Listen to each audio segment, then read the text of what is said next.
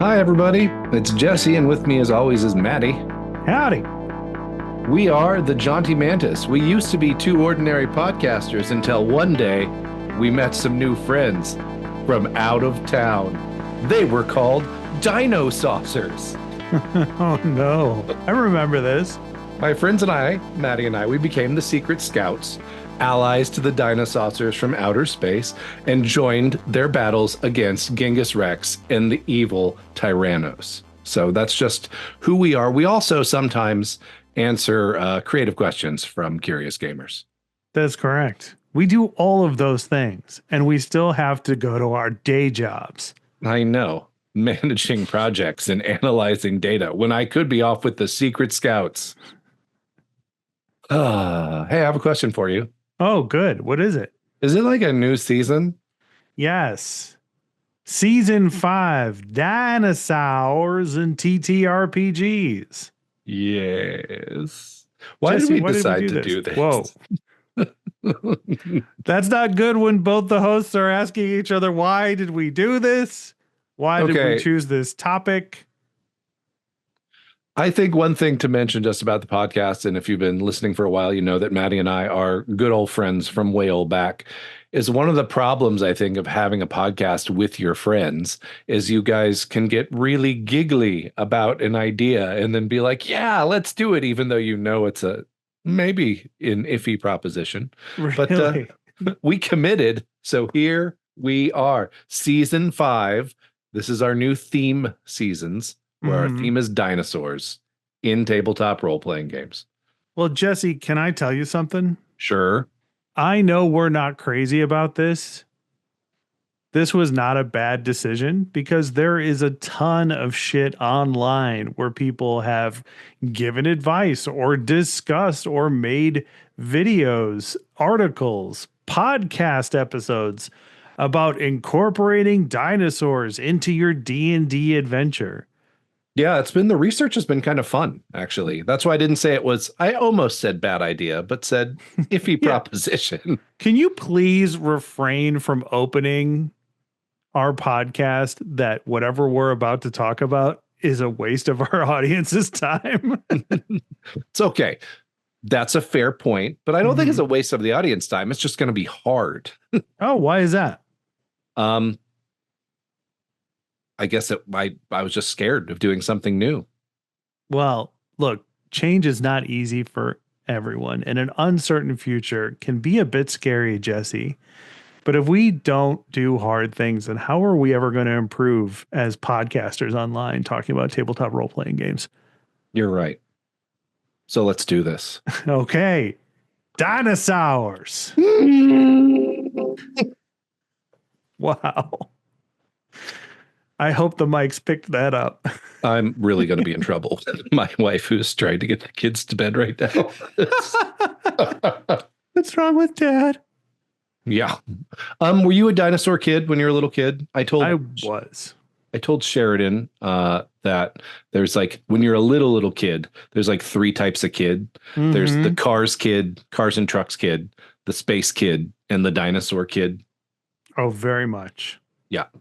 Yeah. I was definitely not a cars kid, and I wouldn't become a space kid until later. So I was definitely a dinosaur kid. Yeah. What about you? Too. Yeah, 100% dinosaur kid all the way. I had, I think some of my first books I ever read, there was this series at the library that was like a day in the life of a dinosaur. Like the dinosaur would have a name and it would just like, not like a kid version, but like what the animal probably did. It was like an early prototype for Walking with Dinosaurs. Nice. So, you know. Yeah.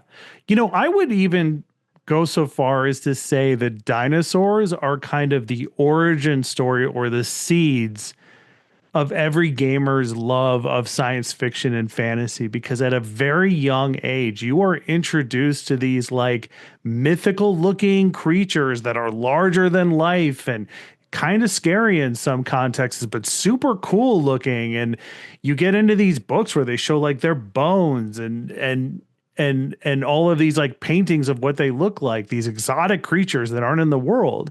So if you think about it, dinosaurs are most kids' first introduction into what would eventually become like a love of science fiction and fantasy. Yeah, the line from dinosaurs into dragons is pretty short. Yeah. So, Yes. um, cool. Okay. So, what we're going to talk about in our first episode, our theme today is what are basically the perks and the pitfalls of trying to incorporate our theme for season 5 dinosaurs into role-playing games. So have you used a lot of dinosaurs in your RPGs? I have. I have used a lot of dinosaurs. Dinosaurs are a great go-to gimmick for most types of role-playing games.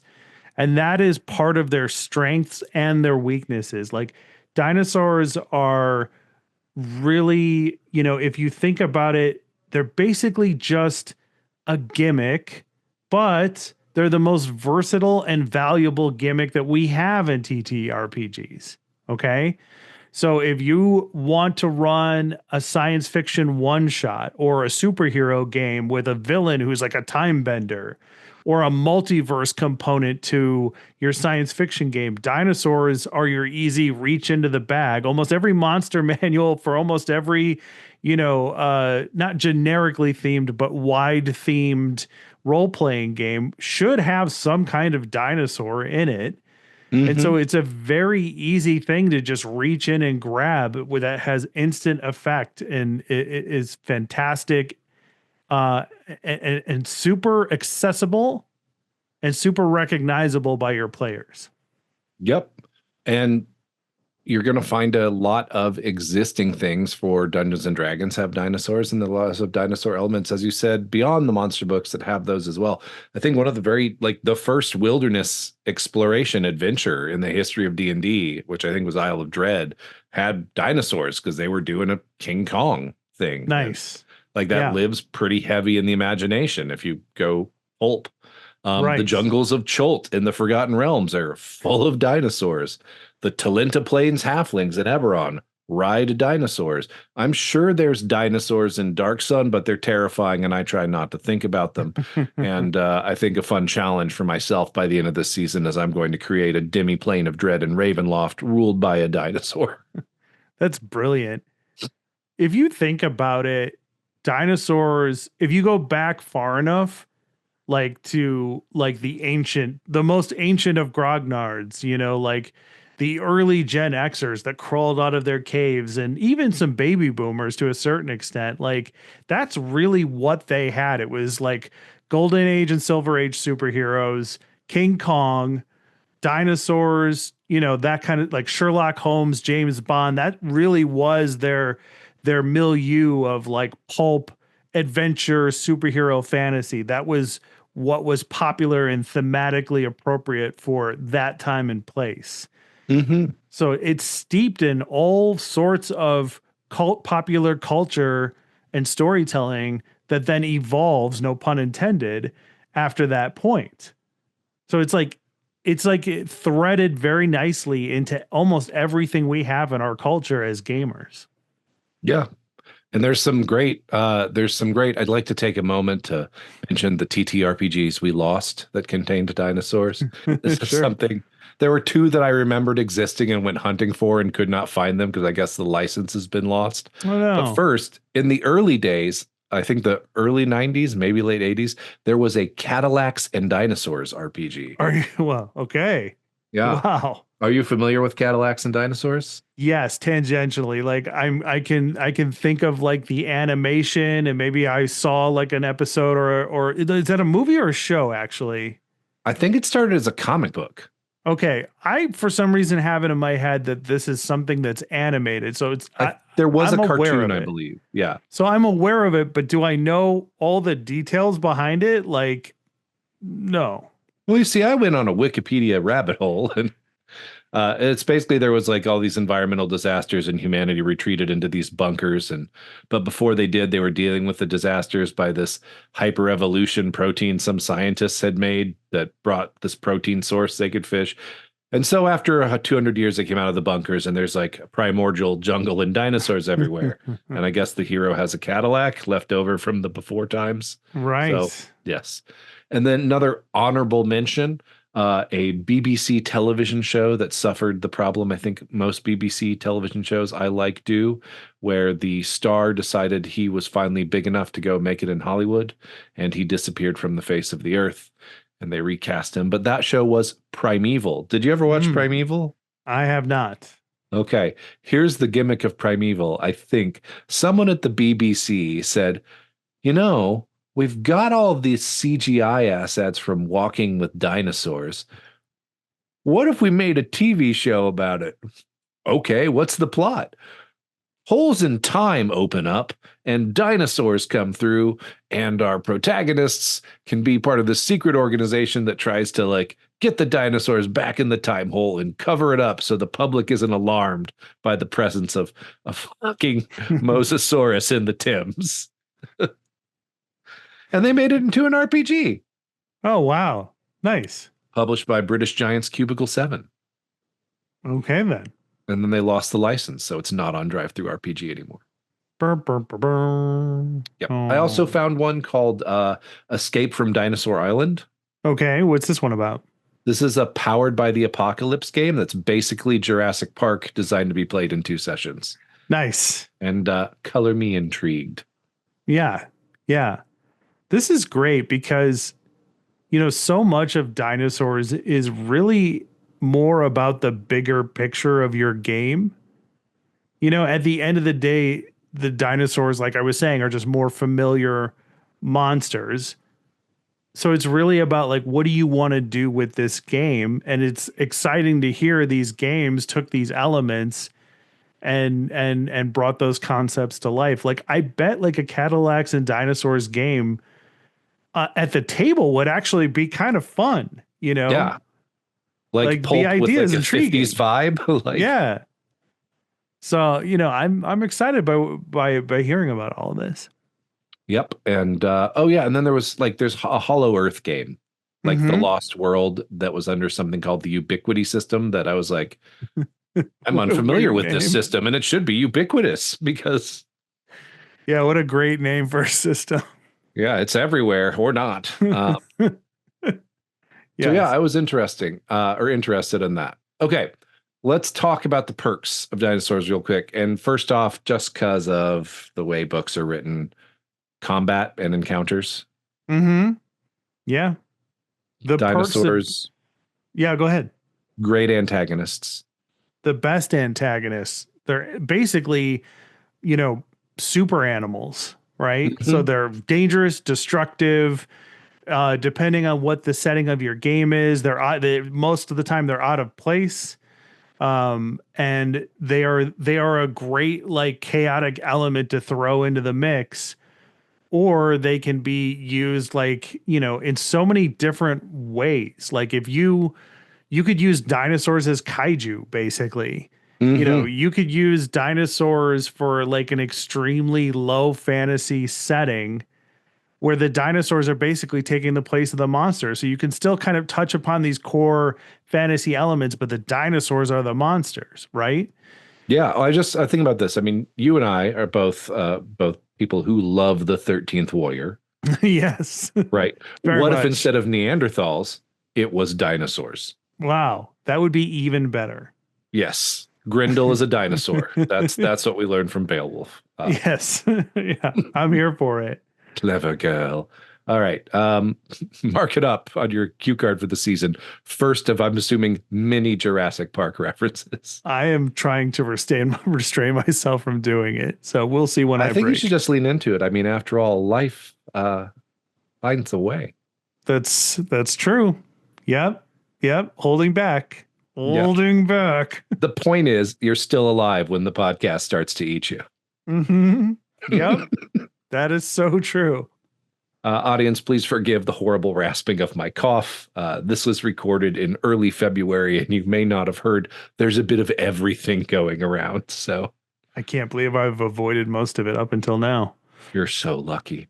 You're probably protected by a mighty dinosaur. Okay, that's too far. All right, here we go. So do you like the settings that come with dinosaurs? Because I think that could be another perk. Like obviously, like you got a lot of that pulp influence, so you get like steaming jungles of like giant trees and things that make it possible to obscure that large predator, or pack hunters.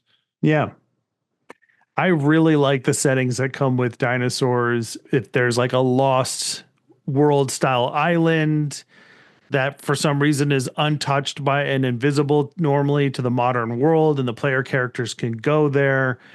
Or if they're in, an era where dinosaurs existed, there's so much to work with. It's a great environment and a great setting to take advantage of. And then if you want to take it to the next level and do something like, I don't know, a little book called shit. What did we review You for forgot the name of Pangea? Pangea? That's it. It was on the tip of my tongue, and you could see me like completely fucking lose it. That's the thing we're going to talk about more than Jurassic Park references this season because it's just so phenomenally good. Yeah, if you want to run a dinosaur themed game, run Pangea, especially if you're doing Dungeons and Dragons 5e. Like Pangea takes the whole setting and really brings it to life, because like that's kind of what I was alluding to earlier, is that like dinosaurs are they're a gimmick.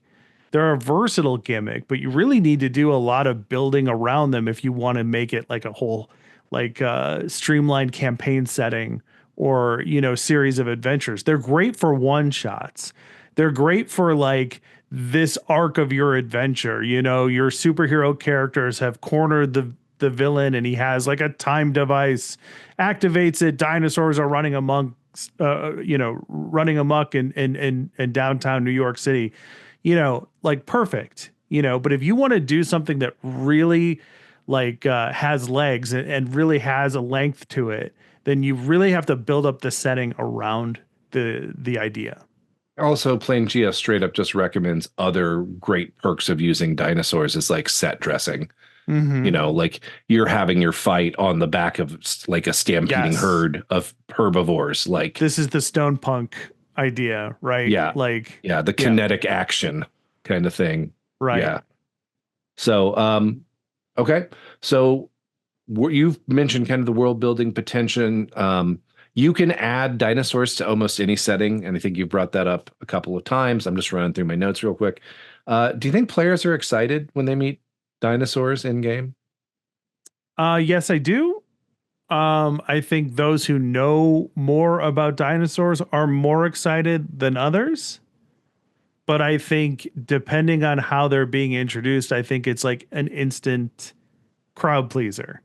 Mm-hmm. It's instantly exciting. It's instantly something everybody knows about, especially if you are running a new role playing game for people who aren't as versed in all of the things that nerds are kind of versed in. Like it might be easier to just introduce a fantasy setting with dinosaurs instead of like minotaurs and beholders and all of these other like tropes of fantasy and science fiction that we take for granted. Like that's one way that I used dinosaurs before, is I ran a D&D game for people who had never played D&D before, didn't know anything about D&D, probably had never seen the Lord of the Rings movies or Star Wars or any of that. And I just used dinosaurs, as like a concept of like, this is a fantasy world and dinosaurs are commonplace. And they just ate it up. So I highly recommend it. I'm just remembering from that whole like Lost World thing. Do you remember Hollow World for basic Dungeons and Dragons? Do not. What is Okay. this?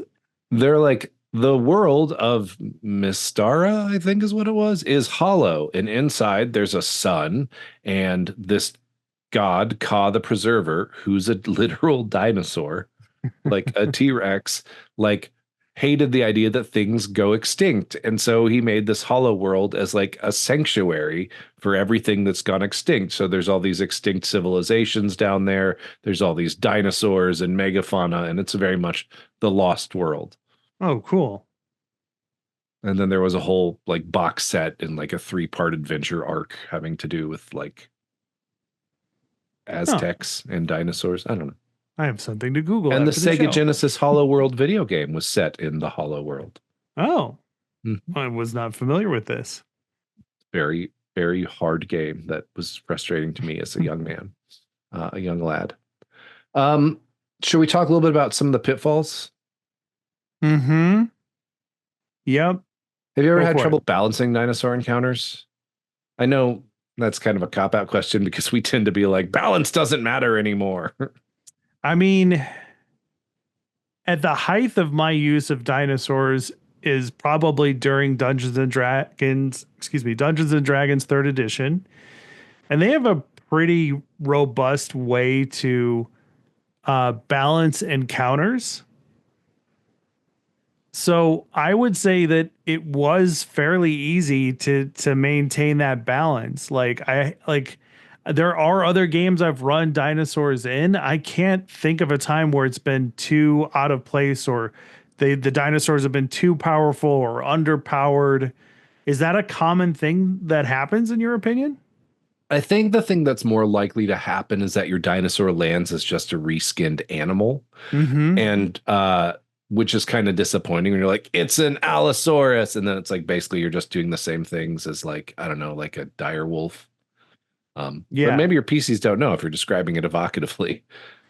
Well, dinosaurs give you a license to use animal-like behavior at a heightened level, like the velociraptors from Jurassic Park. Like dinosaurs give you a license to kind of fudge details. I mean, I guess you can't if you have like a dinosaur expert in your fucking group.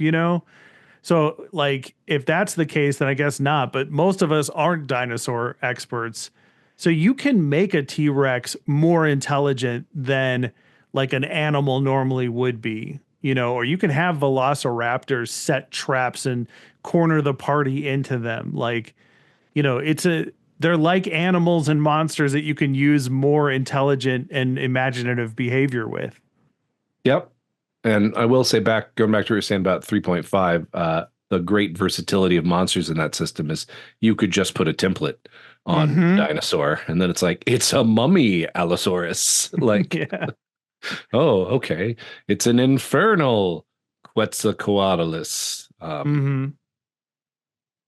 Yep. I'm trying really hard to not start telling anecdotes about Gorix the branch creeper right now, who was a Cholton green dragonborn druid I played in a pirate game who just turned into all kinds of dinosaurs That's and right. had shenanigans. Jesse loves lizard men, and if we're being honest, dinosaurs like lizard men are basically humanoid I dinosaurs. really do like dinosaurs. Yes. Dinosaurs and vampires. Young Jesse, mature Wow. Jesse. Do we have a budding role playing game at work here? Vampires and Dinosaurs, the role playing game. I think we do. Hell yes. I love that idea. Vampire dinosaurs. That is one of my favorite things about dinosaurs is you can really do almost anything with them. You just described a vampire dinosaur, and then earlier in the episode you talked about a godlike intelligent dinosaur that created a world where things don't go extinct. Like, there's jokes about like dinosaurs smoking pipes and, like Oh, the super, critic? yeah, it's exactly. And super intelligent dinosaurs like building machines to help them get it, like launch themselves in rockets to the moon and stuff. Like you can really do whatever you want with them. Like, I mean, like, is there a bad side to them? Is it the gimmick? Is it that like unless you start like really blowing it up, there's really nowhere else to go with them? Well, I think I know we're supposed to be talking about pitfalls here, but this is the great versatility of dinosaurs too. And this is something, the one RPG that we've totally forgot to mention, and I think it's our review one for this season, Mm-hmm. Predation, Mm-hmm. uh, but by Monty Cook Games, like Mm-hmm. straight up says, like, don't be afraid to be weird with your dinosaurs. The fossil record we know about is like incredibly small. So, Mm-hmm. like, if there's vampire bats, why isn't there a vampire dinosaur? Like, Right. it doesn't even have to be supernatural undead. It could have some paralytic poison and like needle fangs, and that's horrifying. And it's Yes. stalking you right now. So, That's a great point. And that's kind of what I was alluding to earlier. It's like you really got to think about the bigger picture with your dinosaurs if you want to create something that is long standing for your player characters. I think too, this is a potential pitfall. People have different expectations Oh, about how so? dinosaurs. I mean, like some people like want Jurassic Park. Mm-hmm. Some people want Dinotopia. Okay. Some people just want Turok, like Uh-huh. the dinosaur hunter. So, like, I think anything else, again, adult conversation, session zero works, but like knowing that there may be different expectations at the table could change how that dinosaur hits because people are going to have their way that they got into dinosaurs. Mine was, I'm trying to remember, there was like a TV special about like new research in dinosaurs that was on in the 80s when I was a kid. And I think the host was like a magician. Like, Of course it and was. they interviewed Jack Horner, who was the guy who was like, they were warm-blooded and protected their nests. And everybody was like, no. No. Everybody's like, oh yeah, okay, I guess it did. Um, yeah, and then they had a thing at the end about like, what if dinosaurs had survived? And they showed this humanoid dinosaur thing. Speaking of which, the new dinosaurs. I know we've talked about it Mm-hmm. on the podcast before. Yeah. I mean, we are going to have an inspiration episode at the very end of the season. And yeah, there's some great inspirational movies, TV shows, books that we can throw into the mix. Yep. Yep. Okay, cool. Um, I think the last pitfall is just making you got to work pretty hard to manage and make sure you brought this up that it's not just a gimmick, Mm-hmm. that it serves the story. Yeah. I think that's the key one. You And in know, episode 3, when we talk about incorporating theme, we are going to talk more about this. I probably should have said this at the beginning. This is just an overview of the topic. yes. Yeah, don't sleep on dinosaurs. They're an essential part of our gaming repertoire. But also realize what you have and how you want to use it. Their greatest strength is they're extremely versatile. You can toss them in at any moment. There's so many different things you can do with them. You can get super weird with them if you want. And then the worst thing about them is they basically just are the biggest and best gimmick we have in Yeah, gaming. dinosaurs, they're awesome, but you need to handle them with intention. And in Mhm. this season, we're going to talk about how you can do that. That's correct. Cool. Well, next time we're going to be talking about the top tools and resources for running Dinosaurs Adventures. So we're going to dig more into some of these titles we've brought up in the pod today. And we're going to talk about books, talk about game systems, talk about miniatures a little bit. And so, yeah, if you've used dinosaurs in your game, let us know. Email jauntymantis@gmail.com. We'd love to hear from you about how you use dinosaurs. And if you wouldn't mind helping us out, please give us a listen and review on Apple Podcasts, is what it's called. Sure. Yeah. Yeah, wherever you're listening to us, drop us a review. We love to hear from you. And follow for more dinosaur fueled discussions. Leave a comment in the comments. Like and subscribe. All the things. Mash your dinosaur paw on that like button. Mm-hmm. Do Yeah. they have paws? I just Claws? get out there Yes. and be mauled by a 6-inch claw here and here or some shit. Keep playing those fucking role-playing games.